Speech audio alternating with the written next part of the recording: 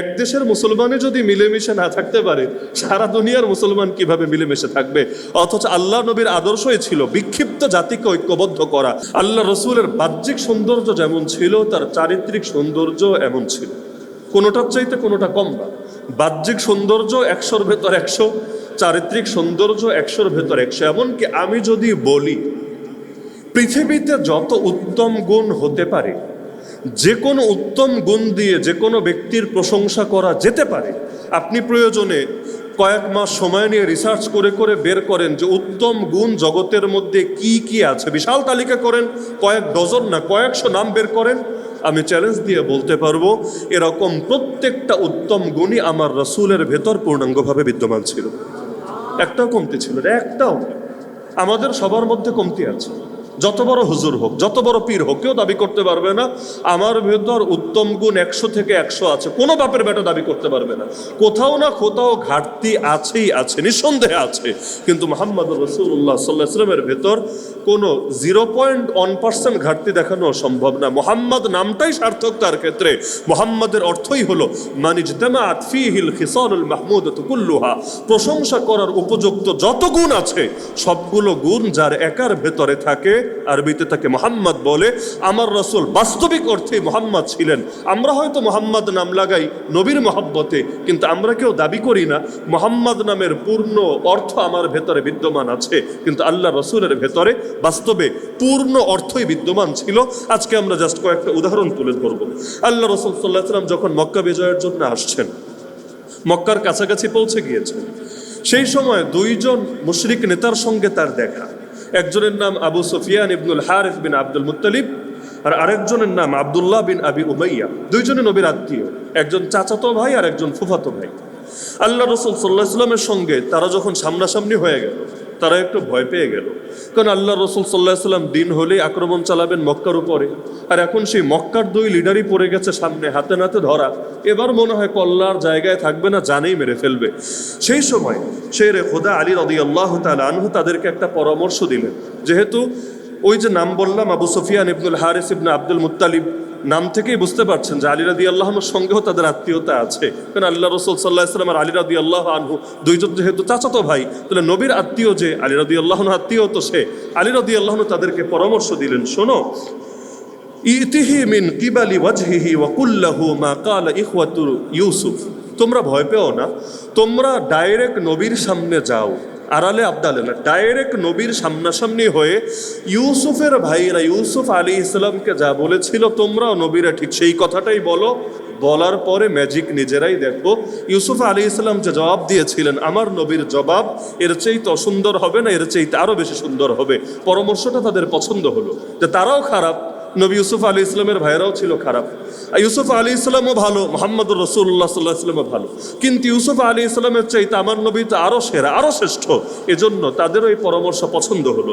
এখন তারা যাওয়ার পরে ইউসুফ আলাইহিস সালামের ভাইয়েরা যেভাবে বলেছিল একই বাক্য তারা বলল, তাল্লাহি লাকাদ আসারাকাল্লাহু আলাইনা ওয়া ইন কুন্না লাখাতিইন, আল্লাহর কসম করে বলছি, আল্লাহ আপনাকে আমাদের উপরে প্রাধান্য দিয়েছেন, নিঃসন্দেহে আমরা ভুলকারী ছিলাম। একদম ডাইরেক্ট নিজের অপরাধ নিজেরা স্বীকার করে নিল। আল্লাহ রাসূল সাল্লাল্লাহু আলাইহি ওয়াসাল্লাম এটা শোনার পরে তিনি ঠিক সেই জবাবটাই দিলেন যেটা নবী ইউসুফ আলাইহিস সালাম জবাব দিয়েছিলেন। তিনি সেই আয়াত পড়লেন, লা তাসরিবা আলাইকুমুল ইয়াউম ইয়াগফিরুল্লাহু লাকুম ওয়া হুয়া আরহামুর রাহিমিন, তোমাদের উপরে আমার আর কোনো অভিযোগ বাকি নাই, আল্লাহ তোমাদেরকে ক্ষমা করে দিন, এবং আল্লাহই দয়ালুদের মধ্যে সর্বোত্তম দয়ালু। তাহলে আল্লাহ রাসূল সাল্লাল্লাহু আলাইহি ওয়াসাল্লাম যেই সময় আসছেন, আরে আমি যদি আমার শত্রুরে পেয়ে যেতাম, আমি তো ভাবতাম যাক বহুতকাল পর চান্স একটা পেয়েছি, আজকে ওর একদিন কি আমার একদিন, আজকে সারা জীবনের সব কষ্টের আমি ঝাল মিটিয়ে ছাড়বো। কিন্তু আল্লাহ রাসূল সাল্লাল্লাহু আলাইহি ওয়াসাল্লাম সুযোগ পেয়ে গেলেন, এবং সেই সময় মারলে এটা কোনো অপরাধ ছিল না। যুদ্ধ করতে এসেছেন, প্রতিপক্ষের লিডারকে তিনি যদি মারেন, কে খারাপ বলবে? খারাপ তো বলবেই না, সাহাবীরা এনজয় করবে, তারা খুশি হবে রক্ত প্রবাহিত হতে দেখে, যে তোরা আমাদের ভাইদেরকে মেরেছিলি, তোরা সুমাইয়াকে শহীদ করেছিলি, তোরা আল্লাহ নবীর বিভিন্ন সাহাবীদেরকে নিগৃহীত করেছিলি, তাদের সম্পদ পর্যন্ত মেরে খেয়েছিলি, আজকে যখন তোরা আঘাতপ্রাপ্ত হচ্ছিস সবাই খুশি হবে, হওয়ারই কথা। কিন্তু আল্লাহ রাসূল সাল্লাল্লাহু আলাইহি ওয়াসাল্লাম কি উদারতা এবং কি মহব্বতের প্রদর্শন এখানে দেখালেন। হ্যাঁ, একটা কথা মাথায় রাখবেন, বিজয়ী হওয়ার পরে ক্ষমা করে দেওয়া মহানুভবতা। আর বিজয়ী হওয়ার আগে পরাজিত অবস্থায় ক্ষমা করে দেওয়া দুর্বলতা, দুটো এক জিনিস না। আল্লাহ রাসূল মক্কা থেকে যাওয়ার সময় তো বলে যেতে পারতেন তোমাদেরকে মাফ করে দিলাম, কোনো অভিযোগ নাই, সব দুঃখ কষ্ট ঝেড়ে গেলাম, তখন তো বললেন না। 8 বছর পর মক্কা বিজয়ের পর কেন বলছেন? পার্থক্য এখানে। আপনি আরেকজনের সাথে মাইর লাগলেন, মাইর খেয়ে চিৎপটাং হয়ে জমিনে পড়ে গেলেন, এখন আর উঠতেই পারছেন না, গায়ে শক্তি নাই। ওই সময় মাটিতে বসে বসে ধুলা ঝাড়তে ঝাড়তে বললেন যা তোরে মাফ করে দিলাম, এই কথা বললে খুশি হবে না ওর মেজাজ আরো গরম হবে? আগে যেই কয়টা মেরেছে নতুন করে আর 2-1টা লাগিয়ে দিবে, বলবে পারলে বেটা আমার কোনো ক্ষতি কর। তাহলে আমাদের হালত হয়েছে এরকম, যতদিন পর্যন্ত আমরা বিজয়ী না হব ততদিন পর্যন্ত আমরা যদি মাইক লাগিয়ে ক্ষমার ঘোষণা দিয়েও বেড়াই, এতে কারো মন গলবে না। কিন্তু আল্লাহ যদি আমাদেরকেও বিজয় এনে দেন, এরপর যদি আমরা জালেমদেরকে মাফ করে দেই, সেটা হবে শুধু মহানুভবতা না, বড় দাওয়াত। আল্লাহ রসুলের যে দাওয়াতের বরকতে মক্কার প্রতিটা ঘরে ঘরে মানুষ কালেমা পড়ে মুসলমান হয়েছে। একইভাবে আপনি বিজয়ী হওয়ার পরে যদি এভাবে মাফ করতে পারেন, ইনশাআল্লাহ আপনার দুশমনরাও আপনার ভক্ত হয়ে যাবে ইনশাআল্লাহ। কিন্তু এর আগে যতই বড় বড় মাফের ঘোষণা শোনান লাভ নাই।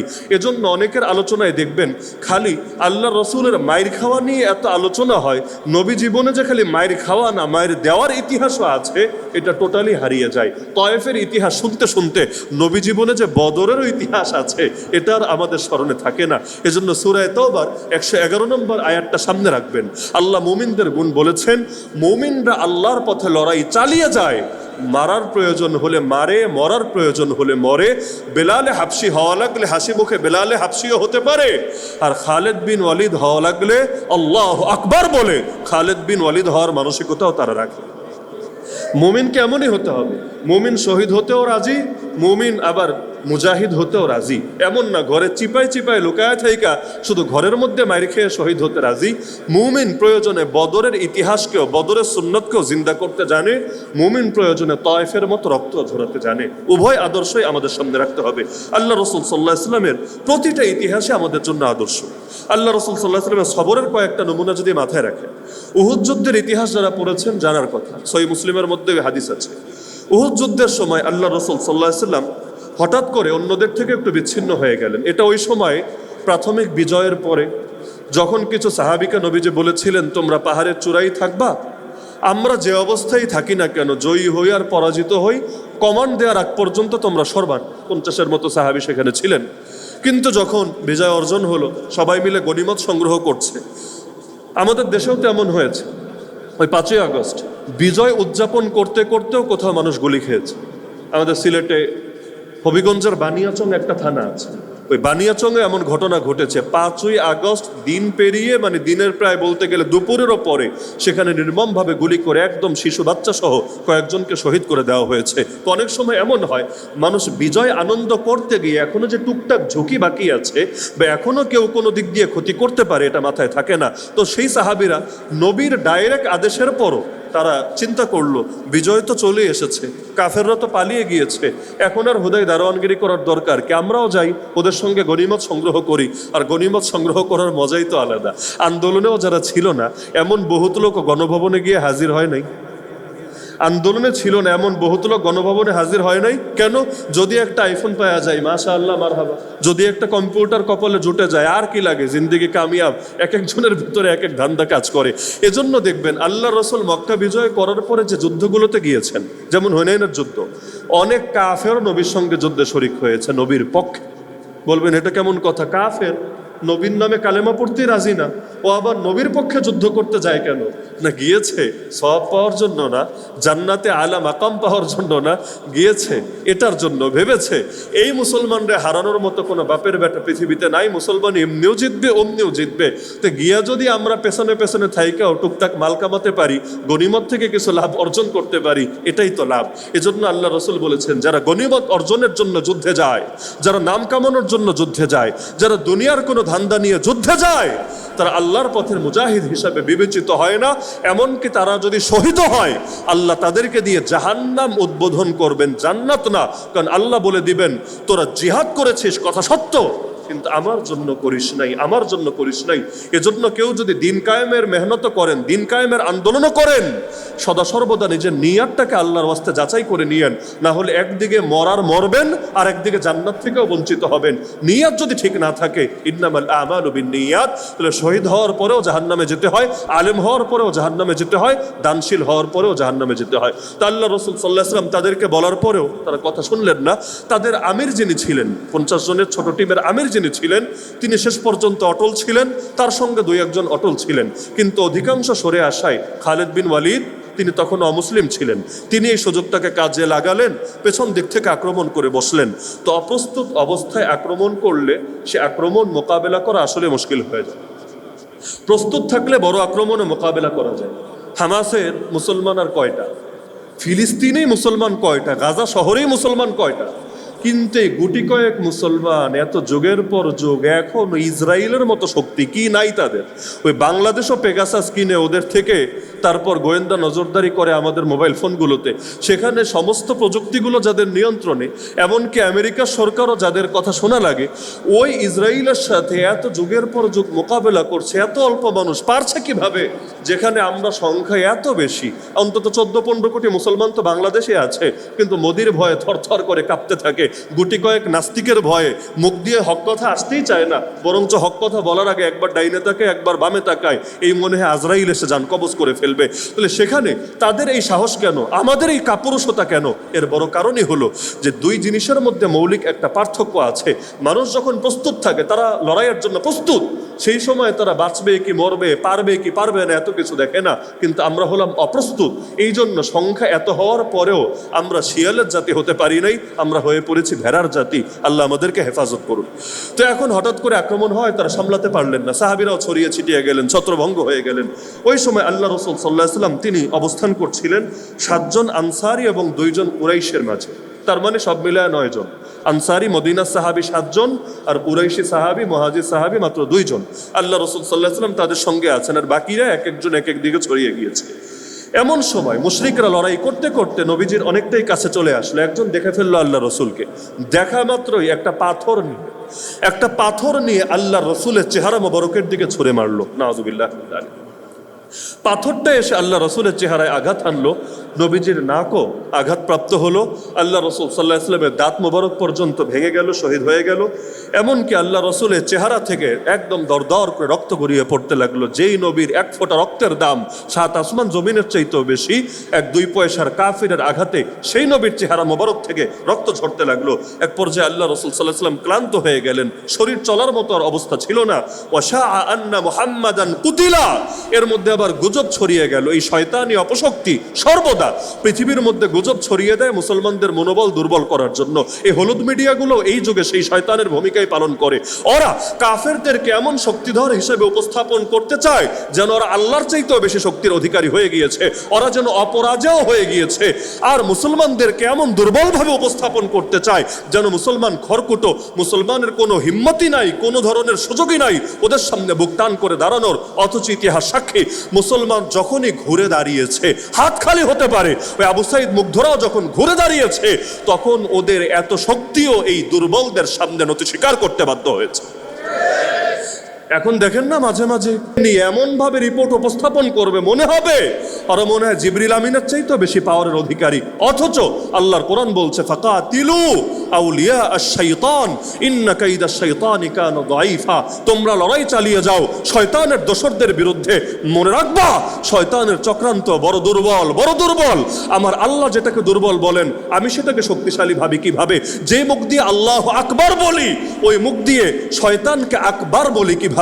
আকবর মানে সবার চাইতে বড়, সবার চাইতে বড় একজনই আছেন, তিনি কে? আল্লাহর বরত্বে যে বিশ্বাসী, পৃথিবীর কোন জালেম, কোন ফ্যাসিস্ট, কোন স্বৈরাচারের বরত্বে বিশ্বাসী হতে পারে না। সে জানে গোটা পৃথিবীও যদি তার বিরুদ্ধে এক হয়ে যায় আর আল্লাহ তার সঙ্গে থাকে, গোটা পৃথিবীও তার ক্ষতি করতে পারে না। মুসলমানের ভেতর থেকে আল্লাহর বরত্বের আকীদা কমে গিয়ে কাফের মুশরিকদের বরত্বের আকীদা বেশি ঢুকে যাওয়ার কারণেই আজকে দুনিয়াতে মুসলমানদের এই অবস্থা। না হলে বিশ্বাস করেন, যেই দুনিয়ায় 200 কোটির বেশি মুসলমান থাকে, ওই দুনিয়ায় তাদের এমন দুর্দিন হওয়ার কথা না। যেই দুনিয়ায় 200 কোটির বেশি, 200 কোটি বুঝেন, 200 কোটির আর কিছু না থাকলে অন্তত 400 কোটি হাত আছে, 400 কোটি হাত আছে। এমনকি আর কিছু থাকবা না থাক, 2টা করে পাথর তো হাতে নিতে পারবে। এটা দিয়েই যদি ওদের বিরুদ্ধে মোকাবেলায় নামে, আরে কোনো ভারী অস্ত্রশস্ত্রের শক্তি নাই এত মানুষের মোকাবেলা করতে পারে। অস্ত্র তো হাসিনারও কম ছিল না, অস্ত্র কি কম ছিল নাকি? কিন্তু মুমিনের রক্তের চাইতে কোনো কিছু বেশি দামি না। মনে রাখতে হবে, পৃথিবীর কারো টেবিলে কোনো ফয়সালা হয় না, ফয়সালা হয় একজনের কাছেই। তিনি কে? সে আরশে আজিমের উপর যদি মুসলমানদের বিজয়ের ফয়সালা হয়, পৃথিবীর কোনো টেবিল সেই ফয়সালাকে রুখতে পারে না। আর সেখানেই যদি বেইজ্জতির ফয়সালা হয়, সবাই মিলেও পৃথিবীর বুকে কোনো ভালো কিছু করতে পারে না। তা আল্লাহ রসুল সাল্লাল্লাহু আলাইহি সাল্লামের ব্যাপারে চারদিকে গুজব ছড়িয়ে গেল, মুহাম্মদ শহীদ হয়েছে, মুসলমানদের মনোবল আরো ভেঙে গেল। নবী যদি শহীদ হয়, আল্লাহ এখন আর কি হবে? এখন আর কিভাবে বিজয় আসবে? মুসলমান কেউ চলে গেল মদিনার দিকে, কেউ গিয়ে আশ্রয় নিল পাহাড়ের উপরে। আর এক একজন এক এক হালতে, কেউ বুঝতেই পারছে না কি করবে। সংখ্যা যতই বেশি হোক, কিন্তু শৃঙ্খলা একবার নষ্ট হয়ে গেলে ঝামেলা আছে। বর্তমান দুনিয়া ঝামেলা কোথায় জানেন? সৈনিকের কমতি নাই, কিন্তু সেনাপতি নাই। সৈনিক হওয়ার জন্য তো আম পাবলিকও রেডি। তারা শুধু চায় যে আলেম ওলামা ডাক দিবে, আমরা নিজেদের বুকে রক্ত প্রয়োজনে ঢেলে দিব, আল্লাহর জমিন আল্লাহর দিনের বিজয় ছিনিয়ে আনবো। কিন্তু ডাকটা দিবে কে? ডাকটা দিবে কে? যারা ডাক দিবে তারাই তো বাঁচে না, নিজেরা মারামারি, কামড়া কামড়ি, কাদা ছোড়াছড়ি করতে করতে। সেনাপতির অভাব কিয়ামত যত আসবে বাড়তে থাকবে।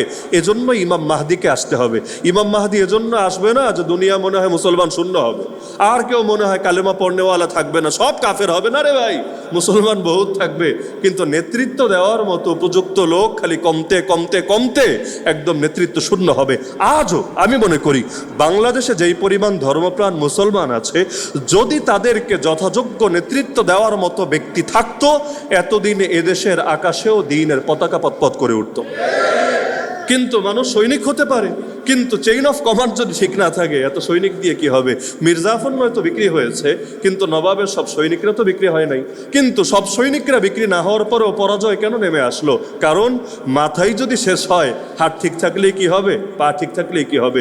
এজন্য সাহাবীরা যা ছিলেন সবাই সাহসী, সবাই যোদ্ধা, এবং সবাই শাহাদাতের অমিয়া সুধা পান করতে রাজি। তারপর এলোমেলো কেন হয়ে গেল? কারণ ওই চেইন অফ কমান্ডটা ভেঙে গেল, যোগাযোগ বিচ্ছিন্ন হয়ে গেল, এক একজন এক এক জায়গায় ছড়িয়ে গেলেন। অবশেষে পরিস্থিতি এতটাই ভয়ানক হলো, আল্লাহ রসুল সাল্লাল্লাহু আলাইহি ওয়াসাল্লাম এক পর্যায়ে এক জায়গায় যখন আলাদা হয়ে গেলেন, আল্লাহ রসুল নিজের তুনির থেকে তীর বের করে করে দিচ্ছিলেন সাদ বিন আবি ওয়াক্কাস রাদিয়াল্লাহু আনহুর হাতে, জান্নাতে সুসংবাদপ্রাপ্ত সাহাবী। নবীজি তীর তাকে এগিয়ে দিচ্ছিলেন। অনেক সময় এমন হয়, লড়াই যখন প্রচণ্ড হয়, ওই নিজে বন্দুকে বুলেট ভরার মতো, ওই লোড করার মতো টাইমটাও হাতে থাকে না। একজন হয়তো তার ম্যাগাজিনগুলো লোড করে দেয়, আর তার হাতে দেয়, সে জাস্ট এম ঠিক করে শুট করতে থাকে, এভাবে তাড়াতাড়ি হয়। তা আল্লাহ রসুল সাল্লাল্লাহু আলাইহি ওয়াসাল্লাম তাকে তুনির থেকে বের করে করে তীরগুলো দিচ্ছিলেন। নবী নিজে এমন আহত, নিজে তীর মারার মতো অবস্থায় ছিলেন না। সাদ বিন আবি ওয়াক্কাস রাদিয়াল্লাহু আনহু আল্লাহ নবীজির হাত থেকে তীর নিচ্ছিলেন, এরপর তিনি একটা একটা করে ওদের দিকে নিজের ধনুক থেকে নিক্ষেপ করছিলেন। আর আল্লাহ রসুল তাকে উৎসাহ দেওয়ার জন্য বলছিলেন, ইরমি ফিদাকা আবি ওয়া উম্মি, ইরমি ফিদাকা আবি ওয়া উম্মি, হে সাদ, মারতে থাকো, তুমি সাদের জন্য আমি মুহাম্মাদের বাপমা কোরবান হয়ে যান। সহিহ মুসলিমের হাদিসে আছে, তিরমিজিতেও আছে। আল্লাহ রসুল একজন মাত্র সাহাবীকেই বলেছিলেন, তোমার জন্য আমার বাপমা কোরবান, দ্বিতীয় কাউকে বলেননি। সাহাবীরা নবীকে বলে, এটা কমন, বলতেই পারে, কিন্তু নবী যে একজন মাত্র সাহাবীকে বলেছেন, তিনি কে? সাদ বিন আবি ওয়াক্কাস রাদিয়াল্লাহু আনহু। কেন? তার দাম আবু বকরের চাইতে বেশি না? তার দাম আলীর চাইতে বেশি না? তার দাম কি জান্নাতের সুসংবাদপ্রাপ্ত তার চাইতে অগ্রসর যে সাহাবীরা আছে তাদের চাইতে বেশি না? তাও না। ইসলামী স্তর বিন্যাস তো বিভিন্ন হাদিস দ্বারাই প্রমাণিত। এরপরও নবীজি তাকে কেন বললেন? কারণ চূড়ান্ত দুর্দিনে, বড় কঠিন সময়ে তিনি আল্লাহ রসুলের পক্ষে, ইসলামের পক্ষে তীরন্দাজি করছিলেন, তীর নিক্ষেপ করছিলেন। আল্লাহ রসুল সাল্লাল্লাহু আলাইহি ওয়াসাল্লাম তাকে এভাবে উৎসাহ দিচ্ছিলেন আর তিনি মারছিলেন। এদিকে সামনে আরেকজন সাহাবী, যার নাম আবু তালহা আনসারী রাদিয়াল্লাহু আনহু, তিনি আল্লাহ রসুলের সামনে অনেকটা ঢালের মতো হয়ে, নিজের বুকটা নবীর সামনে পেতে দিয়ে ঢালের মতো হয়ে তিনি সামনে থেকে লড়াই চালিয়ে যাচ্ছিলেন। ওদেরকে একজন একজন করে টার্গেটের মধ্যে তিনি নিয়ে আসছিলেন। যখনই তিনি কোনো তীর মারছিলেন, আল্লাহ রসুল সাল্লাল্লাহু আলাইহি ওয়াসাল্লাম তো তার পেছনে, তিনি তো ঢালের মতো সামনে। যখনই মারছিলেন, নবীজি মাথাটা হালকা উঁচু করে দেখছিলেন জায়গা মতো লেগেছে, টার্গেটে সেটা পৌঁছেছে নাকি মিস করেছে। ওই অবস্থায়ও আল্লাহ রসুল সাল্লাল্লাহু আলাইহি ওয়াসাল্লাম বারবার দেখছিলেন। ওই সময়ে এমন একটা অবস্থা হলো, মুসলমানরা অল্প কিছুই ময়দানে বাকি আছে, ওদিকে কাফেরদের সংখ্যা তো তো কম ছিল না, কাফেরদের সংখ্যা ছিল 3000, তাহলে 3000-এর মোকাবেলায় এমনিও প্রথমেও ছিল কম, এখন তো এলোমেলো হওয়ার কারণে আরো কম। কিন্তু এত কিছুর পরেও একটা বিষয় মাথায় রাখেন, অনেকেই আমরা বলি উহুদ যুদ্ধে মুসলমান হেরেছে, তথ্য ভুল। বদরে মুসলমান জিতেছে, কথা সত্য। উহুদে মুসলমান হারে নাই, এটাও সত্য। বলবেন হারে নাই তো জিতেছে না, জিতেও নাই, এটাও সত্য। বলবেন হারেও নাই জিতেও নাই, তাহলে কি? তাহলে যেটা ওই মাঝামাঝিটাই, মানে কাফেররা এক পর্যায়ে নিরাশ হয়ে ময়দান ছেড়ে চলে গিয়েছে। বলবেন কেন নিরাশ হয়েছে? কারণ তারা দেখছিল যে মুসলমানদেরকে তো অনেকটাই আমরা ক্ষতিগ্রস্ত করে ফেলেছি, আর মূল মাকসাদ যেটা মুহাম্মদকে হত্যা করা, সেটা তো আমরা অর্জন করেই ফেলেছি। গুজবের কারণে তারা ভাবছে, কিন্তু তারা বুঝতে পারছে এখন যেই কয়েকটা মুসলমান বাকি আছে, ওরা যেভাবে লড়াই চালাচ্ছে, আমরা যদি ওদের সঙ্গে কন্টিনিউ করতে যাই, লাভের চাইতে ক্ষতি বেশি হবে। লাভ এটা হবে হয়তো ওদেরকেও মারতে পারবো, কিন্তু যেই পরিমাণ ক্ষতি হবে এটা আমাদের জন্য ট্যাকল দেওয়াটা কঠিন হবে। এর চাইতে ছাইরা দেমা কাইন্দা বাঁচি। ওই আমেরিকার মতো অবস্থা হয়েছে। আমেরিকা কি আফগান যুদ্ধে ডাইরেক্ট হেরেছে? হারে নাই, ডাইরেক্ট হারে নাই। আর কিছুদিন গেলে হয়তো এক পর্যায়ে হারতো, কিন্তু তখনও পর্যন্ত হারে নাই। এবং ওদের যেই পরিমাণ টাকা এখনো আছে, যেই পরিমাণ বাহিনী এখনো আছে, ওরা লড়াই হয়তো আরো কয়েক বছরও চালাতে পারতো। কিন্তু বেচারারা বুঝতে পেরেছে এত টাকা ঢাইলা লাভ নাই, কোথায় টাকা ঢালছি, এই টাকা ঢালার পরে দিন শেষে রেজাল্টটা কি? তারা বুঝেছে এখানে আমরা বিজয় নিয়ে ফিরতে পারবো না, এর চাইতে ছাইরা দেমা কাইন্দা বাঁচি, আমরা গিয়ে অন্যান্য জায়গায় মরলগিরি আর মাস্তানি করি। তো ওই টিমের আবু সুফিয়ানের নেতৃত্বাধীন এবং খালেদ বিন ওয়ালিদের নেতৃত্বাধীন টিমের অবস্থা এটা হয়েছে। তারা জিততে পারে নাই। উহুদ যুদ্ধে মুসলমান হারে নাই, মুসলমান 70 জন শহীদ হয়েছে, কারণ শাহাদাতের তামান্না তারা আগ থেকেই করেছে। আল্লাহ যদি কাফেরদেরকে মাঝে মাঝে মুসলমানদের উপরে সুযোগ না দেন, শহীদ হওয়ার দোয়া কিভাবে কবুল হবে? এজন্য মাঝে মাঝে মুসলমান মাইর খাওয়া খারাপ না, ভালো। কেন? আল্লাহ কিছু মানুষকে জান্নাতের সফরে এগিয়ে দিতে চান। আমল দিয়ে এত এগোনো সম্ভব না, কিন্তু আল্লাহ কিছু মানুষকে শাহাদাতের তামান্না পূরণ করিয়ে জান্নাতে তাদেরকে অনেক এগিয়ে দিতে চান। এজন্যই 70 জনকে বদরের যুদ্ধে যখন আল্লাহ রসুল বন্দি করে এনেছিলেন মদিনায়, পরবর্তীতে তাদেরকে সাহাবীদের পরামর্শ অনুসারে ছেড়ে দেওয়া হয়েছিল। ওই সময় তারা এটা জানতেন, আল্লাহ রসুলও জানিয়ে দিয়েছিলেন, তাদের উপরও এর জন্য বড় একটা ক্ষতিপূরণ নেমে আসবে এবং তাদেরকে এর জন্য বড় কোনো কাফারা দিতে হবে। অবশেষে তাই হয়েছে। 70 জনকে আগের বছর ছেড়েছে, পরের বছর নিজেরা 70 জন শহীদ হয়েছে। কিন্তু এতে লস নাই।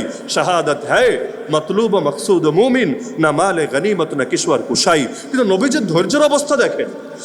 এই যে চারদিকে গুজব ছড়িয়ে গেল নবীজি শহীদ হয়েছেন, নিজের মরার খবর নিজে শুনছেন। এই যুগেও মাঝে মাঝে দেখবেন বুড়া বিভিন্ন লোক, বিশেষ করে বড় বড় সেলিব্রিটি, পলিটিক্যাল লিডার, ওই শেষ অবস্থায় গেলে 2 দিন পর পর ফেসবুকে গুজব ছড়ায় মারা গিয়েছে।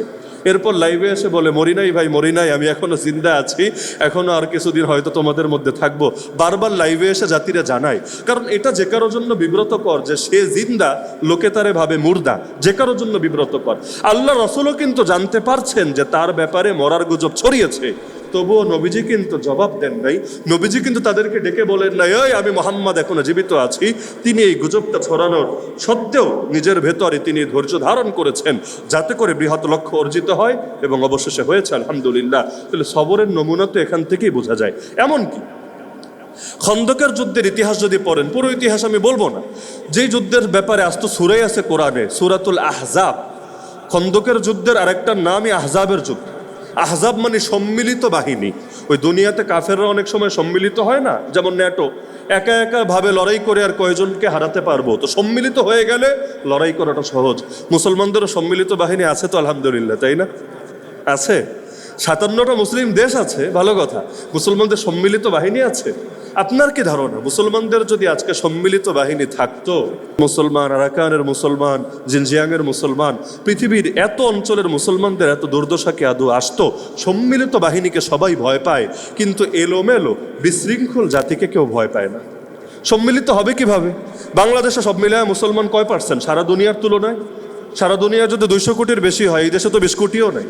কিন্তু এরপরও এক দেশের মুসলমানদের মধ্যে কি হারে মারামারি, কাটাকাটি, দ্বন্দ্ব, বিবাদ সারা বছর লেগেই থাকে।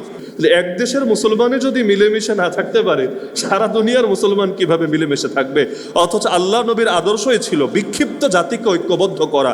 আউস এবং খাজরাজ কত বছর যুদ্ধ করেছে, নবীজি গিয়ে এমনভাবে মিটিয়ে দিয়েছেন, একজন আরেকজনকে নিজের আপন ভাইয়ের চাইতেও বেশি আপন মনে করতে শুরু করেছে, নিজের দেহের অংশ ভাবতে শুরু করেছে। নবীর আদর্শ ছিল বিক্ষিপ্ত জাতিকে ঐক্যবদ্ধ করা। আর আমরা যারা নিজেদেরকে নবীর ওয়ারিস দাবি করি, আল্লাহ আমাদের থেকে ইসলামকে হেফাজত করুক, আল্লাহ আমাদের হাত থেকে ইসলামকে হেফাজত করুক। কেন বলছি এ কথা? কারণ নবীর আদর্শ ছিল বিক্ষিপ্ত জাতিকে ঐক্যবদ্ধ করা, আমাদের আদর্শ ঐক্যবদ্ধ জাতিকে আরো বিক্ষিপ্ত করা। কিভাবে ইসলামের বিজয়কে আরো পিছানো যায়, কিভাবে এই দেশে ইসলামপন্থীদের আরো ক্ষতিগ্রস্ত করা যায়, কিভাবে নিজেরা কামড়াকামড়ি করে সেকুলারদের, নাস্তিকদের, বামরামদের, কাদিয়ানীদের, শাহবাগীদের আরো বেশি স্পেস দিয়ে দেওয়া যায়। এটাই হলো আমাদের সারা বছরের সাধনা, ভিন্ন কোনো ধান্দা নাই। এমনকি একজন ইসলামের গোড়ে আঘাত হানছে, আমার ওইটা নিয়ে চিন্তা নাই, আমার চিন্তা হলো তুই এভাবে করলি কেন, তুই ওভাবে করলি না কেন? আরে মুসলমান, আপনি মারামারি করবেন হাত উপরে বাঁধবেন নাকি নিচে? অথচ আপনার হাত কাটার জন্য বাহিনী ইতিমধ্যে চলে এসেছে। হাতি যখন থাকবে না, এরপর বাইধেন, উপরে বাঁধবেন না নিচে, বাকিটা পরেও দেখা যাবে ইনশাআল্লাহ। কারণ হাত গোড়া থেকে কাটার জন্যই বাহিনী ইতিমধ্যে চলে এসেছে। আগে আমি ইতিহাস শুনিয়েছিলাম, যখন হালাকু খানের বাহিনী বাগদাদের বর্ডারের কাছে চলে এসেছে, ওই সময় বাগদাদের হুজুররা নিজেদের ভেতর তুমুল ইখতিলাফ চালাচ্ছিল দুইটা মাসালা নিয়ে। এর মধ্যে একটা ছিল কাউয়ার গোশত, ওবায়দুল কাদের না, আবার মানে প্রাণী যেটা আছে পাখি, কাকের গোশত হালাল না হারাম এটা নিয়ে। আর দ্বিতীয়ত হলো একই দুনিয়ায় একের বেশি খলিফা একসঙ্গে থাকতে পারে কিনা এটা নিয়ে। হ্যাঁ, ইলমি ইখতিলাফ ভালো, কোনো সন্দেহ নাই, দলিল থাকলে আলোচনা পর্যালোচনা করাই যায়। কিন্তু কোন টাইমে? যখন হালাকু খানের বাহিনী ইতিমধ্যে চলে এসেছে। তো তারা ইখতিলাফ করতে করতেই হালাকু খানের বাহিনী গোটা ইসলামী বিশ্বকে শেষ করে দিয়েছে। প্রথমবারের মতো পৃথিবী খেলাফত থেকে বঞ্চিত হয়েছে। তো সেই খন্দকের যুদ্ধের সময় মুসলমানদের বড় কঠিন অবস্থা ছিল। ওই সময়ও আল্লাহ রাসূল সাল্লাল্লাহু আলাইহি ওয়াসাল্লাম তাদেরকে সাহস জুগিয়ে বলেছিলেন, আবশিরু বিফাতহিল্লাহি ওয়া নাসরিহি, তোমরা সুসংবাদ গ্রহণ করো আল্লাহর পক্ষ থেকে আসা বিজয় এবং তার সাহায্যের। এটা শোনার সঙ্গে সঙ্গে মুসলমানদের হিম্মত বেড়ে গেল, কারণ ইতিপূর্বে মনোবল হারিয়ে গিয়েছিল। একদিকে সম্মিলিত বাহিনী, আর একদিকে খবর আসলো মদিনার বনু কুরাইজা, মদিনায় অধিবাসী কিন্তু ইহুদি, বনু কুরাইজাও নাকি সন্ধি ভেঙে ফেলেছে, ওরা আর আমাদের অধীনে থাকবে না, ওরাও লড়াই করবে আমাদের বিরুদ্ধে। তাহলে ভেতরেও শত্রু, বাইরেও শত্রু, এখন কি হবে? ওই সময়ও নবী যখন বললেন আবশিরু বিফাতহিল্লাহি ওয়া নাসরিহি, মুসলমান এমনভাবে জমে গেল, আলহামদুলিল্লাহ, দিন শেষে আল্লাহ মুসলমানদেরকে বিজয় দিল। তাহলে প্রতিটা কঠিন পরিস্থিতিতে আল্লাহ রাসূল সাল্লাল্লাহু আলাইহি ওয়াসাল্লাম এই কাজগুলো করতেন। এমনকি মানুষের জন্য একটা কঠিন হালত হলো আপনজনের মৃত্যু। এই যে এখানে যত ভালো মানুষ আছেন আমার সামনে, যারা নামাজ পড়েন, পড়তে পড়তে কপালে দাগও ফেলে দিয়েছেন, খেয়াল করলে দেখবেন কিছু কিছু জায়গায় আমরাও দিনদারি ধরে রাখতে পারি না। যেমন বিয়ে শাদী, ভালো ভালো মানুষের বিয়ে শাদীতেও গান বাজনা হয় না, গায়ে হলুদ হয় না, যৌতুক প্রথা হয় না। আর বেপর্দার আলোচনা নাই বা করলাম, নারী পুরুষের অবাধ মিক্সিংয়ের যে পরিবেশ, এটা তো বিয়ে শাদীতে না হলে কেমন যেন বিয়েই হয় না। বিয়ের ফরজের মধ্যে একটা ফরজ হলো সেখানে নারী পুরুষ একসঙ্গে বসে মেলামেশা করবে, খাওয়া দাওয়া করবে, আড্ডাবাজি করবে। আর মহিলারাও বিয়েতে আসলে সেজে গুজে আসবে। স্বামীর সামনে পেতনির মতো থাকলেও সমস্যা নাই, পার্টিতে গেলে তাকে একদম হুরপরি হয়ে যেতে হবে। কারণ ঘরের বেটা দেখলেই কি আর না দেখলেই কি, পছন্দ করলেই কি আর না করলেই কি, সে তো গলার কাটা হয়ে এমনি আছে। বাইরের বেটা যদি খারাপ বলে, এতে তার ইজ্জত যাবে। এই হলো আমাদের দেশের নারীদের অবস্থা। ঘরে অলংকার পরে না, ঘরে সাজগুজ করে না, এজন্য কয়দিন পর স্বামীরাও খালি বাইরে বাইরে নজর দিতে শুরু করে, ঘরের মধ্যে বিরিয়ানি রেখে বাইরে পান্তা ভাত খাওয়া শুরু করে। দোষ মহিলাদেরও আছে, দোষ মহিলাদেরও আছে, দোষ পুরুষদেরও আছে, দুই শ্রেণীর আছে। মহিলারাও পরকিয়া করে। কেন? কারণ বিয়ে করার আগে দেখেছে ছেলেটা কত হ্যান্ডসাম, মাশাআল্লাহ, তো ঘরের মধ্যে যে এরকম খ্যাতের মতো থাকবে এটা তো আর সে ভাবতো না। এক পর্যায়ে অরুচি চলে আসছে। আবার পুরুষেরও একই অবস্থা, বাইরে গেলে দেখে সব সুন্দরী হুরপরি, আর ঘরে আসার পর এমন অবস্থা, কখনো গন্ধে তার বমি আসার উপক্রম হয়। তাহলে দুনিয়ার মধ্যে হওয়া দরকার একরকম, আর হয় গিয়ে আরেক রকম। তাহলে এই যে বিয়ে শাদীতে এই কাজগুলো করে, বহু দিনদার লোকের দিনদারিও এখানে ছুটে যায়। একইভাবে যখন শোকের হালত হয়, বাচ্চা মারা গিয়েছে, বাপমা মারা গিয়েছে, অনেক ভালো মানুষ এমন এমন কথা মুখ দিয়ে বলে যেটা বললে ইমানই নষ্ট হয়ে যায়। বিশেষ করে গ্রামাঞ্চলে এটা বেশি হয়। গ্রামাঞ্চলে আগে মহিলা ভাড়া পাওয়া যেত, কিসের জন্য? তারা এসে কান্নাকাটি করবে, গাল চাপড়াবে, কাপড় চোপড় ছিঁড়বে। এটা না করলে আমেজই আসতো না। মানে সব কিছুতে একটা আয়োজন তো লাগে। তো একটা মরাবাড়ির আয়োজন হলো, কান্না না আসলেও এখানে ভাড়া করে হলো আসমান জমিন কাঁপায় কাঁদতে হবে, না হলে এটা যে মরাবাড়ি এই ফিলিংসটা আসবে কিভাবে? একসময় এরকম ছিল, আল্লাহ হেফাজত করুক। তো মরার সময় মরার সংবাদ শুনেও যারা নিজেদেরকে অটল রাখতে পারে, অবিচল রাখতে পারে আল্লাহর ব্যাপারে, নাউযুবিল্লাহ বাজে কথা বলা থেকে নিজেদেরকে বাঁচাতে পারে, তারাই হলো আসল সবরকারী। এজন্য নবী বলেন সবরের পরিচয় প্রথম ধাক্কার সময়। কারণ সময় গেলে সবাই সবর করতে পারে, এটা ব্যাপার না। 1 বছর হয়ে গেছে মরার, 2 বছর হয়েছে, এখন তো সবাই সবর করতে পারে, এখানে কৃতিত্ব নাই। কৃতিত্ব কোথায় জানেন? প্রথম ধাক্কার সময় আপনি কি করলেন এটার উপরে। একইভাবে আত্মীয়তার সম্পর্ক রক্ষাকারী কাকে বলে জানেন? যে আমার সঙ্গে ভালো, আমিও তার সঙ্গে ভালো, না, এটাকে আত্মীয়তার সম্পর্ক রক্ষাকারী বলে না। আত্মীয়তার সম্পর্ক রক্ষাকারী বলে তাকে নবী ব্যাখ্যা দিয়েছেন, এটা আমি না। লাইসাল ওয়াসিলু বিল মুকাফি, যারা সমান সমান করে এদেরকে আত্মীয়তা রক্ষাকারী বলা হয় না। তাহলে কাদেরকে বলা হয়? যে আমার সঙ্গে সম্পর্ক ঠিক রাখবে, আমি তার সঙ্গেও ঠিক রাখবো। আর যে আমার সঙ্গে সম্পর্ক ছিন্ন করবে, আমি তার সঙ্গেও সম্পর্ক জুড়ে রাখবো। এজন্য এটা হাদিসে বলা হয়েছে, যে কোনো মুসলমানের সাথে 3 দিনের বেশি যদি সম্পর্ক ছিন্ন করে রাখেন, এটা কুফরি কাজ হবে, কুফরি কাজ। মান হাজারা আখাহু ফাওকা সালাতি লায়ালিন ফাকাদ কাফারা। তার মানে আল্লাহ এবং তার রাসূল আমাদের রাগকে মূল্যায়ন করেছেন। রাগ আসতে পারে এটা তারাও জানেন, এজন্য 3 দিন পর্যন্ত ছাড় দিয়েছে, যে একদিন যত রাগ থাকে ঠিক আছে চুপচাপ থাক, দ্বিতীয় দিনও চুপ থাক, 3 নম্বর দিন অন্তত মিটমাট করে নে। এখন আপনি বলবেন আমি মিটমাট করতে চাই, ও তো চায় না, কি করব? ও তো আমার ছায়াও দেখতে রাজি না। সর্বনিম্ন খালি যদি সালামটাও দেন, আসসালামু আলাইকুম রহমতুল্লাহ, আপনার হক আদায় হয়েছে। জবাব যদি না দেয় পাপ ওর হবে, আপনার কোনো ক্ষতি হবে না ইনশাআল্লাহ। এজন্য মানুষ আপনার সঙ্গে কি করলো এটা রাখেন, নিজে কতটুকু ঠিক থাকলেন সেটা দেখেন। আমরা অনেক সময় সরকারের দোষ দেখতে দেখতে জনগণেরও যে দোষ থাকে ওইটা আমরা খেয়াল রাখি না। অথচ সবাই যদি নিজের হকের ব্যাপারটায় সচেতন থাকে, এই দেশ এতদিনে যেত পরিবর্তন হয়ে। বাপেরও দরকার সন্তানের ব্যাপারে সচেতন হওয়া, সন্তানেরও দরকার বাপের ব্যাপারে সচেতন হওয়া, ভাইয়েরও দরকার বোনের ব্যাপারে সচেতন হওয়া, বোনেরও দরকার ভাইয়ের ব্যাপারে সচেতন হওয়া। কিন্তু আমরা নিজের বেলায় খবর নাই, আরেকজনের বেলায় আবার আমরা খুব সচেতন। আল্লাহ হেফাজত করুক। আল্লাহ রাসূল সাল্লাল্লাহু আলাইহি ওয়াসাল্লামের এক পুত্র সন্তান মারা গেল। ওনার তো জানেন সব পুত্র সন্তানই আল্লাহ নিয়ে গিয়েছেন। মা কানা মুহাম্মাদুন আবা আহাদিম মির রিজালিকুম, সূরাতুল আহজাবের সম্ভবত আয়াত নম্বর 52 আল্লাহ বলে দিলেন মুহাম্মদ তোমাদের কোনো পুরুষের পিতা না। তার মানে তার সন্তান যা ছিল আল্লাহ সবাইকে নিলেন, শুধু কন্যাদেরকেই রাখলেন, তাদের মাধ্যমে আল্লাহ রসুলের সেই বংশধারা বিস্তৃত হলো। এবং এটা নবীজির শান, অন্য কারো ক্ষেত্রে এটা হয় না। আমাদের বংশ বিস্তার হয় ছেলেদের মাধ্যমে, মেয়েদের মাধ্যমে বংশ যায় না।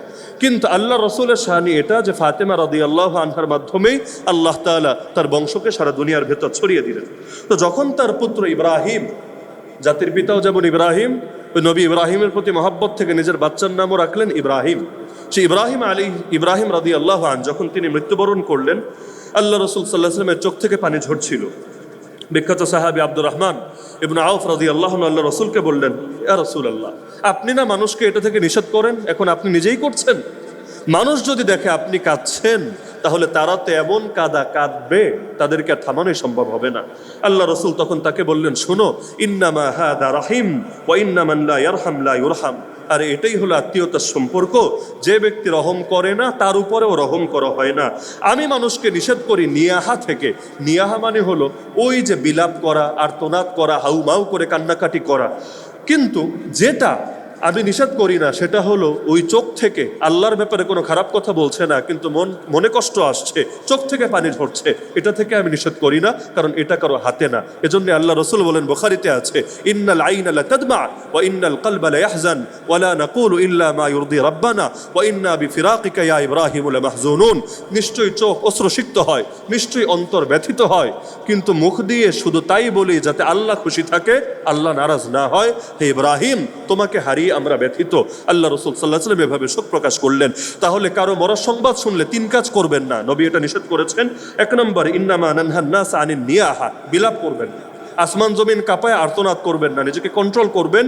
ইন্না লিল্লাহি ওয়া ইন্না ইলাইহি রাজিউন পাঠ করবেন। হাদিসে আছে, বাচ্চা মরার পর যদি কেউ ইন্না লিল্লাহ বলে, আল্লাহ ফেরেশতাদেরকে বলে দেন জান্নাতের ঠিক মাঝখানে তার জন্য একটা বিশাল প্রাসাদ বানিয়ে দাও, আর সেই প্রাসাদের নাম রেখে দাও প্রশংসার ঘর, বাইতুল হামদ, প্রশংসার ঘর। কেন? বান্দা তার বিপদেও আমাকে ডেকেছে, আমিও তার বিপদে তাকে ভুলবো না, আমি তার জন্য সেই প্রশংসার বিনিময়ে জান্নাতে ঘর দিয়ে দিলাম। তাহলে বিলাপ করবেন না, বরং যত বড় মুসিবতই আসুক, আল্লাযীনা ইযা আসাবাতহুম মুসিবাহ ক্বালু ইন্না লিল্লাহি ওয়া ইন্না ইলাইহি রাজিউন। দ্বিতীয় যেই কাজ করবেন না, নবী বলেন, ওয়া আইয়ুনদাবার রাজুল বিমা লাইসা ফি, যার মধ্যে যা ছিল না এটা তার নামে চালাবেন না। এই মরাদের নামে যত অনুষ্ঠান হয়, স্মৃতিচারণমূলক অনুষ্ঠান, সব জায়গায় কিছু লোক এমন কথা তাদের নামে চালায় যেটা তাদের ভেতরে ছিল না। এখন প্রশংসা করতে গেলে এমন কিছু দিয়েই করতে হবে যেটা ইউনিক। এখন বেচারার এমন কিছু নাই, তো কি করবে? এখন বানায়া বানায়া তার নামে চালায়া দেয়, আর বেচারা যেহেতু মরেই গিয়েছে, এখন কে যাচাই করতে যাবে? অথবা কেউ যদি জানেও যে মিথ্যা বলছে, তারপরও সবর করে থাক, এখন যেহেতু মানুষটা মরেই গিয়েছে। এজন্য খবরদার, যার ভেতর যতটুকু ভালো ততটুকুই বলেন, বাড়ায়া বলতে যায়েন না। হ্যাঁ, মরা মানুষের দোষ চর্চা করা ঠিক না, কিন্তু তার নামে আবার এমন ভালো কথাও চালানো ঠিক না যেটার সাথে তার কোনো সম্পর্ক নাই। যে যতটুকু বাস ততটুকুই বলেন, বাকিটা আল্লাহর হাওয়ালা করেন। আর 3 নম্বর যেই কাজটা করবেন না, যেই কাজটা আপনাদের ইমানে নষ্ট করে দেবে, সেটা হলো ব্যবসায়ীরা বেশি করে, রাজনীতিবিদরাও করে। কালো একটা ব্যানারটা নয়, আর উপরে লিখে দেয় অমুকের অকাল মৃত্যুতে আমরা গভীর শোকাহত। বুড়া মানুষ মরলে লেখে না, জুয়ান মরলে লেখে। কেন? বুড়া মরলে ভাবে টাইম মতোই মরেছে, আর জুয়ান মরলে ভাবে টাইম আরও হাতে ছিল, এটা মনে হয় মিস হয়েছে, মানে একটা আল্লাহ চেয়েছিলেন, একটা অ্যাক্সিডেন্ট হয়েছে, আল্লাহ সিদ্ধান্তের বাইরে গিয়ে অন্য কোনো দেবদেবী এসে মনে হয় একটা দুর্ঘটনা ঘটিয়ে দিয়েছে। নাউযুবিল্লাহি মিন যালিক। অমুকের অকাল মৃত্যুতে আমরা গভীর শোকাহত, এই কথা বললে আপনার ঈমান শেষ। কেন? অকাল বলতে কিছু নাই, কোরআন জানিয়েছে সবই কাল। ইযা জা আজালুহুম লা ইস্তাখিরুনা সাআতান ওয়া লা ইস্তাকদিমুন। আল্লাহ বলেন নির্ধারিত কাল যখন আসে, একটু আগায়ও না, একটু পিছায়ও না। তাহলে সব কিছুর কাল আছে, কালের বাইরে কোনো কিছু হবে না। সুতরাং এই কথা বললে ঈমান বরবাদ। কোথাও যদি দেখেন এমন কালো পতাকা টানিয়েছে, গিয়ে সুন্দর মতো বুঝায় নামায় ফেলবেন, না হলে একটা শিরিককে প্রতিষ্ঠিত রাখার জন্য আপনারাও পাপী হবেন। অসৎ কাজ থেকে নিষেধ করা ফরজে কিফায়া, অসৎ কাজ থেকে নিষেধ করা ফরজে কিফায়া। সুতরাং কোনো দোকানে, কোনো রাজনৈতিক অফিসে এগুলো দেখলে বোঝায়া হলেও নামায় ফেলবেন, না হলে চাপ দিয়ে হলেও নামাবেন। কারণ একটা শিরিককে ভাবে প্রতিষ্ঠিত হতে দিয়েন না, এটা একটা সমাজের জন্য কোনো ভালো মেসেজ বয়ে আনে না। এমনকি নিজের পুত্রই শুধু না, আল্লাহ রসুল সাল্লাহ সাল্লামের এক কন্যা লোক মারফত খবর পাঠালো, ইয়া রাসূলুল্লাহ, আমার বাচ্চা মৃত্যু মুখে, আপনি জলদি আসেন। আল্লাহ রসুল সাল্লাহ সাল্লাম গুরুত্বপূর্ণ মজলিসে ছিলেন, তিনি দূতকে বলে দিলেন, তুমি গিয়ে বলো ইন্না লিল্লাহি মা আখাযা ওয়া লাহু মা আতা ওয়া কুল্লু শাইইন ইনদাহু বিআজালিন মুসাম্মা ফালতাসবির ওয়াল তাহতাসিব। নিঃসন্দেহে যা নিয়ে গিয়েছেন তার মালিকও আল্লাহ, যা দিয়েছেন তার মালিকও আল্লাহ। আল্লাহর কাছে প্রতিটা জিনিসের নির্ধারিত টাইম লেখা, সুতরাং তার উচিত সবর করা এবং আল্লাহর কাছে সওয়াবের আশা রাখা। তার মানে সান্ত্বনা দিলেন যে কপালে যা আছে তাই হবে, আল্লাহ সব কিছু লিখে রেখেছে, সবর করো, আল্লাহর কাছে সওয়াবের আশা রাখো। সেই লোক গেল, গিয়ে তাকে জানালো, সেই মেয়ে আবার তাকে পাঠালো, এসে সে বলল ইন্নাহা কাদ আকসামাত লা তাতিয়ান্নাহা, আপনার মেয়ে আপনাকে কসম দিয়ে বলেছে, দোহাই দিয়ে বলেছে আপনি যাতে অবশ্যই আসেন। আল্লাহ রাসূল সাল্লাল্লাহু আলাইহি ওয়াসাল্লাম এই কথা শোনার পর আর বসে থাকলেন না, তিনি গেলেন। সঙ্গে সাহাবী সাদ বিন উবাদা, মুআয ইবনে জাবাল, উবাই ইবনে কাব, যায়েদ বিন সাবিত এবং আরো কিছু সাহাবীও সঙ্গে গেলেন। আল্লাহ রাসূল গিয়ে দেখেন আসলেই বাচ্চাটা মুমূর্ষ অবস্থায় শায়িত। নবীজি কোলে নিলেন, বাচ্চাটা কাঁপছিল, তার ভেতর থেকে রূহ বের হচ্ছিল। এই দৃশ্য দেখে আল্লাহ রাসূল সাল্লাল্লাহু আলাইহি ওয়াসাল্লাম কেঁদে ফেললেন, চোখের পানি আর ধরে রাখতে পারলেন না। তখন সাদ রাদিয়াল্লাহু আনহু বললেন, ইয়া রাসূলুল্লাহ, আপনার চোখে কি দেখতে পাচ্ছি?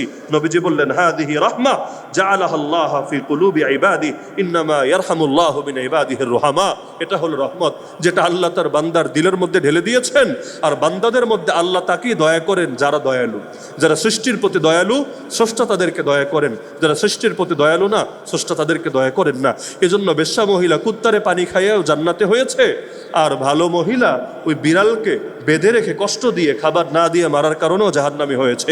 স্রষ্টার ভালোবাসা পেতে চাইলে সৃষ্টিকেও ভালোবাসতে হবে। এমনকি আল্লাহ রসুল সাল্লাহ সাল্লামের সবরের আরও নমুনা আমরা দেখতে পাই। আল্লাহ রসুল সাল্লাহ সাল্লাম সারা জীবনই ক্ষুধার জ্বালায় কষ্ট করেছেন, যেটা আমরা গত সপ্তাহেও বলেছি যে নবীজির বুক আর পেট সমান ছিল। আমাদের তো আর বুক আর পেট সাধারণত সমান থাকে না, কিন্তু আল্লাহ রসুলের বুক আর পেট সমান ছিল। এই প্রসঙ্গে আমি বলেছিলাম যে ফ্যাট জমবে কোত্থেকে? খাবারই তো আল্লাহ রসুলের নসিবে ঠিকভাবে জুটতো না, তো ফ্যাট জমবে কোত্থেকে? একদিকে সারাদিন পরিশ্রম, 9.5 বছরে 27টা যুদ্ধ নিজেকে করতে হলো। একদিকে যুদ্ধ আর যুদ্ধ, রক্ত আর রক্ত, পরিশ্রম আর পরিশ্রম, আর আরেকদিকে ঠিকভাবে খাবারও পাচ্ছেন না। এমনকি হাদিসের মধ্যে আছে, যে হাদিসটা মুসনাদে আহমদ এবং তাবারানির মধ্যে আছে, ফাতেমা রাদিয়াল্লাহু আনহা একদিন একটা রুটির কয়েকটা টুকরা নিয়ে আল্লাহ রসুলের কাছে আসলেন। রুটি একটা গোল রুটি, যেটাকে আরবিতে কুরসুন বলে, গোল রুটি, এর একটা টুকরা নিয়ে আল্লাহ রসুলের কাছে আসলেন। এসে আল্লাহ রসুলকে দিলেন। আল্লাহ রসুল জিজ্ঞেস করলেন, এটা কি? তখন ফাতেমা রাদিয়াল্লাহু আনহা বললেন, কুরসুন খাবাজতুহু ফালাম তাতিব নাফসি হাত্তা আতিয়ান্নাকা বিহাদিহিল কিসরা, আমি বিহাদিহিল কাসরা, আমি আপনার কাছে এই রুটিটা নিয়ে এসেছি, রুটির একটা টুকরা। কেন? আজকে জাস্ট এই একটা রুটি আমি বানিয়েছিলাম, গোল রুটি, কিন্তু আমার ভালো লাগছিল না, আমি একাই পুরো রুটিটা খাবো, এজন্য এই টুকরাটা আপনার কাছে নিয়ে আসলাম আমার মনের সান্ত্বনার জন্য। আল্লাহ রাসূল সাল্লাল্লাহু আলাইহি ওয়াসাল্লাম খেলেন, কিন্তু একটা বাক্য বললেন, হাদা আউয়ালু তাআম আকালাহু আবুকা মুনযু সালাসাতি আইয়াম। হে ফাতেমা, এটাই হলো একমাত্র খাবার তোমার বাবা 3 দিনে যেটা খেয়েছে। 3 দিনে জাস্ট একটা রুটির টুকরা, আস্ত রুটিও না, এটা হলো 3 দিনে তোমার বাপের নসিবে জোটা একমাত্র খাবার। এমনকি আল্লাহ রাসূল সাল্লাল্লাহু আলাইহি ওয়াসাল্লামের ব্যাপারে ইমাম বাইহাকি রাহিমাহুল্লাহ এবং ইমাম ইবনে সাদ রাহিমাহুল্লাহ উল্লেখ করেন যে আল্লাহ রাসূল সাল্লাল্লাহু আলাইহি ওয়াসাল্লামের একবার এমন ক্ষুধা লাগলো, পেটের মধ্যে তিনি পাথর বাঁধলেন, বাঁধার পরে তিনি একটা কথা বললেন, আলা রুব্বা নাফসিন তাইমাতিন নাইমাতিন ফিদ দুনিয়া জাইআতুন আরিয়াতুন ইয়াউমাল কিয়ামা আলা রুব্বা মুকরিমিন লিনাফসিহি ওয়া হুয়া লাহা মুহিন আলা রুব্বা মুহিনিন লিনাফসিহি ওয়া হুয়া লাহা মুকরিম। আল্লাহ রাসূল বলেন, আরে কত প্রাণ এমন আছে যারা দুনিয়াতে অনেক খাবার খায় এবং অনেক সুখের ভেতরে থাকে, কিন্তু কিয়ামতের দিন তারা থাকবে ভয়াবহ ক্ষুধার্ত এবং তারা হবে বিবস্ত্র। আল্লাহ রাসূল এরপর বলেন, কত মানুষ এমন যে নিজেকে অনেক সম্মানের ভেতরে রাখে, কিন্তু কিয়ামতের দিন তাকে বড় লাঞ্ছিত হতে হবে। আর কত মানুষ এমন দুনিয়াতে বড় লাঞ্ছনার ভেতরে থাকে, কিন্তু কিয়ামতের দিন সে বড় সম্মানী হবে। এমনকি সহিহ মুসলিম এবং তিরমিজির মধ্যে হাদিস আছে বিখ্যাত সাহাবী নু'মান ইবনে বাশীর রাদিয়াল্লাহু আনহু থেকে, আল্লাহ রাসূল বলেন, তিনি তার সঙ্গীদেরকে বলছেন, নু'মান বিন বাশীর, আলাস্তুম ফি তাআমিন ওয়া শারাবিন মা শিতুম, হে আমার সাগরেদরা, হে তাবেঈরা, তোমরা তো দেখি যা ইচ্ছা সেই খাবার এবং পানির ভেতরেই থাকছো, কিন্তু লাকাদ রাআইতু নবিয়্যাকুম সাল্লাল্লাহু আলাইহি ওয়াসাল্লাম ওয়া মা ইয়াজিদু মিনাদ দাকলি মা ইয়ামলাউ বাতনা, আমি তোমাদের নবীকে নিজের চোখে দেখেছি, দিনের পর দিন গিয়েছে এমন সস্তা খেজুরও পায় নাই, সাধারণ খেজুরও পায় নাই যেটা দিয়ে তার পেট ভরতে পারে। এমনকি আল্লাহ রাসূল সাল্লাল্লাহু আলাইহি ওয়াসাল্লাম বলেছেন, হাদিসের মধ্যে আছে, নু'মান রাদিয়াল্লাহু আনহু বলছেন, লাকাদ রাআইতু রাসূলাল্লাহি সাল্লাল্লাহু আলাইহি ওয়াসাল্লাম ইয়াযাল্লু আল-ইয়াওমা ইয়ালতাওই মা আমি নিজে এমনও দেখেছি সারা দিন নবী ক্ষুধার যন্ত্রণায় ছটফট করছেন, কিন্তু জাস্ট একটা খেজুরে এমন পাওয়া যায় নাই যেটা নবীকে দেব বা নবী নিজে সংগ্রহ করে খাবেন। সারাদিন এভাবেই ক্ষুধার যন্ত্রণায় পার হয়ে গেল। এমনকি আল্লাহ রাসূলের ব্যাপারে আবু হুরায়রা রাদিয়াল্লাহু আনহু বলেন, আমি একদিন নবীর কাছে গেলাম, গিয়ে দেখলাম নবীজি বসা। আল্লাহ রাসূল সাল্লাল্লাহু আলাইহি ওয়াসাল্লামকে আমি বললাম, ইয়া রাসূলুল্লাহ আরাকা তুসাল্লি জালিসান ফামা আসাবাকা, আমি দেখছি আপনি বসে নামাজ পড়লেন, কাহিনী কি, কোনো সমস্যা কি না? আপনি তো দাঁড়িয়েই নামাজ পড়েন, আজকে বসে বসে কেন নামাজ পড়ছেন? আল্লাহ রাসূল জবাব দিলেন, আল জু ইয়া আবা হুরায়রা, হে আবু হুরায়রা, আর অন্য কোনো কারণ নেই, কারণ একটা, পেটে এত ক্ষুধা দাঁড়াতে পারছি না, পেটে এত ক্ষুধা দাঁড়ানোর শক্তি নাই, এজন্য বসে বসে নফল নামাজ পড়লাম। ফাবাকাইতু, আবু হুরায়রা বলেন, এই কথা শোনার পর চোখের পানি আর ধরে রাখতে পারলাম না, আমি কাঁদতে শুরু করে দিলাম। তখন আল্লাহ রাসূল বলেন, লা তাবকি ইয়া আবা হুরায়রা, হে আবু হুরায়রা তুমি কেঁদো না, তোমার চোখের পানি ঝরিও না। কেন?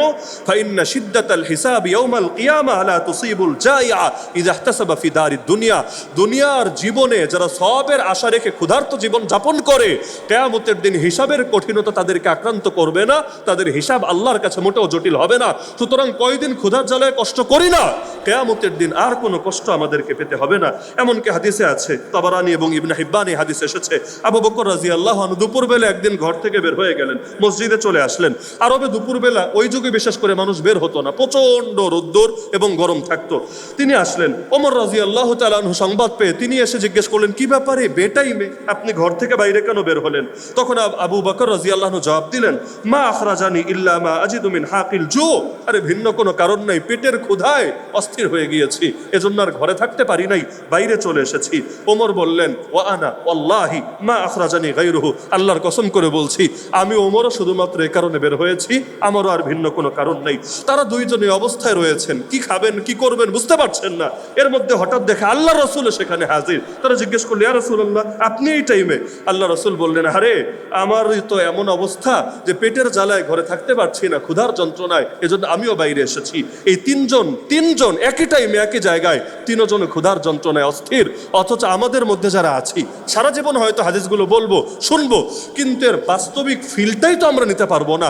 কি পরিমাণ ক্ষুধা লাগলে মানুষ পেটে পাথর বাঁধতে বাধ্য হয় বলতে পারবেন? পেটে পাথর বাঁধলে শরীরের অনুভূতিটা কেমন হয় কোনোদিন কল্পনা করতে পারবেন? এমনকি একটা বার জাস্ট আল্লাহ রসুলের কেমন লেগেছিল ওই স্মৃতিটাকে বোঝার জন্য তো আমরা এই কাজ করে দেখি নাই। নবীর তেমনও হয়েছে, মাসের পর মাস ঘরে চুলা জ্বলে নাই, শুধু পানি আর খেজুর, পানি আর খেজুর, আর 2-1 দিন দুধ হাদিয়ে এসেছে, খেয়ে কাটিয়ে দিয়েছেন। আর 2 মাস লাগবে না, 1 মাস থাকে দেখেন, 1 মাস লাগবে না, 1 সপ্তাহ থেকে দেখেন, অন্তত হালকা হলেও বুঝতে পারবেন আল্লাহ রসুল সাল্লাহ ইসলামের জীবনগুলো কেমন কেটেছিল। এমনকি আল্লাহ রসুল তো বলেছেন, মালি ওয়ালিদ দুনিয়া, আরে দুনিয়ার সঙ্গে আমার কিসের সম্পর্ক, মা আনাফি দুনিয়া ইল্লা কারাকিবিন ইস্তাযাল্লা তাহতা শাজারাতিন সুম্মা রাহা ওয়া তারাকাহা। আমার সঙ্গে দুনিয়ার উদাহরণ হলো ওই ব্যক্তির মতো যে কোনো বাহনের পিঠে চড়ে সফর করছিল, ক্লান্ত হয়ে জাস্ট একটা গাছের ছায়ায় সামান্য সময় বিশ্রাম করলো। আমার উদাহরণ ওই ব্যক্তির মতো, বিশাল এক সফর, মাঝখানে সামান্য টাইমের জন্য এই দুনিয়ার জীবনে আমি যাপন করছি, দুনিয়াতে কোনো সুখ অর্জন করার জন্য না। তো যেই রাসূল এত কষ্ট করলেন, ওই রাসূলের উম্মতি কষ্ট করতে রাজি না। যারা সুদী ব্যাংকে চাকরি করে, চাকরি ছাড়তে বলেন, বলবে খাবো কি। যারা দুনিয়ার মধ্যে বিভিন্ন অপকর্ম করে, দুর্নীতি করে, চুরি ছিনতাই করে, আপনি তাদেরকে বলেন এগুলো বাদ দাও, বলবে ফ্যামিলি চালাবো কিভাবে। আরে আল্লাহ রসুল করেছিলেন কিভাবে, অথচ আপনি তো বড়লোক হতেই পারেন না। আর আল্লাহ রসুল বাস্তবে বড়লোক ছিলেন, কিন্তু দান করতে করতে তাকে এভাবে কষ্ট করতে হয়েছে। অথচ নবীর সম্পদ এই পরিমাণ ছিল। এক এক সময় যে সম্পদ পেয়েছেন, আম্মাজান খাদিজাকে বিয়ে করার পর সম্পদ গেল কই? খাদিজা রাদিয়াল্লাহু আনহা তো আরবের শ্রেষ্ঠ একজন ধনী ছিলেন, ব্যবসায়ী ছিলেন, সব সম্পদ গেল কই? নবীরই তো হাদিয়া দিলেন। ওই সম্পদ দিয়ে নবী সারা জীবন আরামে চলতে পারতেন। এক এক যুদ্ধের পরে কখনো এত গনিমত পেয়েছেন, সারা জীবন চলতে পারতেন। আল্লাহ নবী দরিদ্র ছিলেন না, দরিদ্রতা নিজে কামাই করে নিয়েছেন। টাকা ঠিকই আসতো, কিন্তু অকাতরে শুধু বিলিয়ে দিতেন আর দিতেন আর দিতেন। ওই রকম যদি আমরা দিতে পারতাম, অন্তত এই দেশে কোনো গরিব মানুষ থাকতো।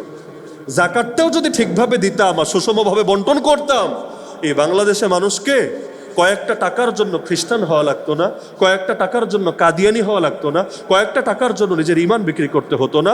যেই দেশে এত কোটিপতি, ওই দেশে মানুষ টাকার কাছে ইমান বিক্রি করে, এর চাইতে আফসোসের বিষয় কি হয়? আল্লাহ রসুল সাল্লাল্লাহু আলাইহি ওয়াসাল্লাম প্রত্যেক সোমবার এবং বৃহস্পতিবার রোজা রাখতেন। সোমবারের রোজার ব্যাপারে সহিহ মুসলিমের হাদিসে আছে, আল্লাহ রসুল বলেন, যাকা ইয়াউমুন উলিদতু ফীহি, এটা হলো সেই দিন যেদিন আমি জন্ম লাভ করেছি। সেই জন্মে লাভের শুকরিয়া হিসাবে আল্লাহ রসুল সাল্লাল্লাহু আলাইহি ওয়াসাল্লাম সারা জীবন সোমবার রোজা রাখলেন। অথচ এখন নবী প্রেমের যারা দাবি করে, শুধু 12 রবিউল আউয়াল আসলে নবীকে ঠিকই স্মরণ করে, কিন্তু সোমবার দিন তাদের কয়জন রোজা রাখে? 12 রবিউল আউয়াল রোজা রাখা নবীর সুন্নত না। কেউ বলতে পারবে না যে আল্লাহ রসুল 12 রবিউল আউয়াল রোজা রাখতেন। কিন্তু আল্লাহ রসুল সাল্লাল্লাহু আলাইহি ওয়াসাল্লাম সোমবার দিন যে রোজা রাখতেন, এটা তো সবাই জানেন এবং সহিহ মুসলিমের বিশুদ্ধ হাদিস দ্বারা প্রমাণিত। তাহলে নবী প্রেমের দাবি শুধুই 12 রবিউল আউয়ালে স্মরণ করা, নাকি নবী প্রেমের দাবি প্রত্যেক সোমবারেও যথাসম্ভব রোজা রাখার চেষ্টা করা? এটাই তো প্রেমের দাবি হওয়া উচিত ছিল। কিন্তু এই দাবির ব্যাপারে আমরা নাই। আমরা হলাম মিষ্টি খাওয়ার সুন্নত পছন্দ করি, পেটে পাথর বাঁধার সুন্নত পছন্দ করি না। আমরা হলাম সুখে থাকার কোন হাদিস পেলে এটাকে খুব ভালোভাবে আঁকড়ে ধরি, কিন্তু দ্বীনের জন্য রক্ত দেওয়ার কোন আদর্শ আমাদের সামনে উঠে আসলে এটাকে আর আমরা বেশি স্মরণ রাখতে পারি না। আল্লাহ আমাদের এরকম সুবিধাবাদী ধান্দাবাজ মুসলমান হওয়া থেকে হেফাজত করি। তো আমরা বিগত 2 সপ্তাহে আল্লাহ রসুলের বাহ্যিক সৌন্দর্য নিয়ে সামান্য কিছু আলোকপাত করেছিলাম, যদিও সীমাবদ্ধ সময়ে বিস্তারিত ধারণা দেওয়া সম্ভব না। এক্ষেত্রে জাস্ট একটা কবিতা আমরা স্মরণ করে আজকে আমরা ভিন্ন একটা আলোচনায় ঢুকবো ইনশাআল্লাহ। আম্মা জান আয়েশা রাদিয়াল্লাহু আনহা বলেন, লানা শামসুন ওয়ালিল আফাকি শামসুন ওয়া শামসি আফদালু মিন শামসিস সামা, আশ-শামসু তাতলুউ বা'দাল ফাজর ওয়া শামসি তাতলুউ বা'দাল ইশা। আম্মা জান কবিতায় কবিতায় আল্লাহ রসুলের ব্যাপারে বলছেন, আমাদের একটা সূর্য আছে, আকাশেরও একটা সূর্য আছে, তবে আমাদের সূর্যটা আকাশের সূর্যের চাইতেও বেশি শ্রেষ্ঠ। এরপর তিনি ব্যাখ্যা দিচ্ছেন, আকাশের সূর্য উদিত হয় ফজরের পরে, আর আমাদের সূর্য উদিত হয় এশার পরে রাতের বেলায়। সেই রাতের অন্ধকারের ভেতরেও আমরা তার নূর এমনভাবে অনুভব করি, যেই সময় আকাশে সূর্য থাকে না, ওই সময়ও আমরা তার নূরের দ্বারা নূরানি হতে পারি। তাহলে এই হাদিস থেকে বোঝা যায় আল্লাহ রসুল সাল্লাল্লাহু আলাইহি ওয়াসাল্লামকে আল্লাহ রাব্বুল আলামিন বাহ্যিক সৌন্দর্য এমন দিয়েছিলেন, যার সঙ্গে চাঁদ আর সূর্যের তুলনা অবলীলাই করা যায়। তাহলে আল্লাহ রসুলের বাহ্যিক সৌন্দর্য সৌন্দর্য যেগুলো, এগুলো তো মহব্বতের খাতিরে আমাদের জানা উচিত, কিন্তু আমরা শুরুতেই স্বীকার করেছি বাহ্যিক সৌন্দর্য চাইলেই নিজে গ্রহণ করা যায় না। কিছু জিনিস এমন যেটা অনুসরণ করা যায়, কিন্তু অধিকাংশ জিনিস এমন চাইলেই নিজের মধ্যে আনা সম্ভব না। আল্লাহ রসুলের দেহের আকৃতি যা ছিল, আপনি কিভাবে নিজের আকৃতি সেটা বানাবেন? আল্লাহ রসুলের চেহারার কাটিং যা ছিল, আপনি কিভাবে নিজের চেহারাটাকে সেভাবে আপনি বানাবেন? এগুলো সম্ভব না, কিন্তু দু একটা জিনিস সম্ভব। যেমন আল্লাহ রসুলের চেহারায় দাড়ি ছিল নাকি ছিল না? রসুলের চেহারায় দাড়ি ছিল নাকি ছিল না? আচ্ছা, দাড়ি থাকার কারণে নবীকে খারাপ দেখা যেত না সুন্দর দেখা যেত? তাহলে কি প্রমাণিত হলো? দাড়ি রাখা সৌন্দর্যের প্রতীক নাকি অসুন্দর হওয়ার প্রতীক? তাহলে যারা নবীকে ভালোবাসে তারা নিজের দাড়ির উপর কিভাবে আঘাত আনতে পারে? যদি আপনি মেনেই নেন আল্লাহ রসুল ছিলেন সবচাইতে বেশি সুন্দর, এমনকি নবী ইউসুফ আলী ইসলামের চাইতেও বেশি সুন্দর, তাহলে সমস্ত নবীদেরই তো দাড়ি ছিল, আমার রসুলেরও দাড়ি ছিল, তাহলে সেখানে আপনি কিভাবে দাড়ির উপর আঘাত আনেন? নবীর বাহ্যিক সৌন্দর্যকে যদি ভালোবাসেন, এর দাবি হলো আপনি দাড়িকেও অবশ্যই ভালোবাসবেন। এরকম যে বিষয়গুলো অনুসরণযোগ্য, এগুলো খুঁজে খুঁজে প্রত্যেকে নিজের ভেতরে বাস্তবায়নের চেষ্টা করেন। ওই আলোচনায় যাওয়ার দরকার নেই, হুজুর দাড়ি রাখা কি ফরজ নাকি ওয়াজিব না সুন্নতে মুআক্কাদা? আরে রাখেন, আপনার নাম কি লাগাবেন সেটা আপনি আগে বলেন নবীর চেহারায় ছিল নাকি ছিল না। যদি বলেন নবীর চেহারায় ছিল, নাম ফরজ দিলেন না ওয়াজিব দিলেন না সুন্নত দিলেন, সেই আলোচনা রাখেন। নবীর চেহারায় ছিল, নবী প্রেমিকের চেহারায়ও থাকবে, কথা শেষ। এটাই তো স্পষ্ট, নবীর চেহারায় ছিল, নবী প্রেমিকের চেহারায়ও থাকবে। আর যার ভেতরে নবী প্রেম নাই, তার ভেতর থাকলেও কি থাকলো না, এটা আমাদের দেখার বিষয় না। কারো ভেতরে আবু জাহালের প্রেম থাকলে তার চেহারা আবু জাহালের মতো হতেই পারে, কারো ভেতরে কাফের মুশরিক পাপিষ্ঠদের মহব্বত থাকলে তার চেহারা ওদের মতো হতেই পারে। কিন্তু যার ভেতরে নবী প্রেম আছে, তার চুলও হবে নবীর মতো, তার মুখও হবে নবীর মতো, তার দাড়িও হবে নবীর মতো, তার কাপড় চোপড় হবে নবীর মতো। সে জীবনের প্রতিটা ক্ষেত্রে কোইটার নাম সুন্নত না ফরজ না মুস্তাহাব না ওয়াজিব এটা খুঁজবে না, বরং সে দেখবে আমার নবী করতেন কি করতেন না। যদি নবী করেন মাথার উপরে, যদি নবী না করেন তাহলে সেটা পরবর্তীতে ভেবে দেখা যাবে।